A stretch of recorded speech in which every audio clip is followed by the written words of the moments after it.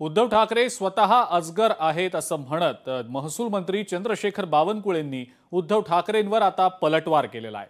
Mumbai गिळणारा anaconda असं म्हणत उद्धव ठाकरेंनी अमित शहांवर टीका केलेली होती आणि या टीकेवरून आता बावनकुळेंनी ठाकरेंवर पलटवार केलाय। काल जे उद्धव ठाकरेंनी अनाकोंडा म्हटलं अमित भाईंना, हे स्वतःच अजगर आहे।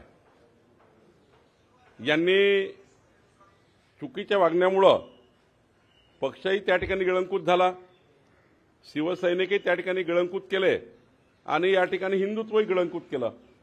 आणि त्यामुळे हे जे म्हणतात ना, हे वैफल्यग्रस्त मानसिकतेमध्ये म्हणतात। त्यांनाही माहीत आहे की आता राज्यामध्ये त्यांना काही वाव नाही।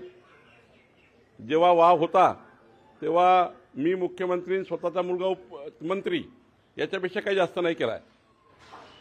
म्हणजे परिवारातच सर्व मंत्रिपद आणि मुख्यमंत्रीपद ठेवण्याकरता त्यांची वाटचाल राहिलेली आहे।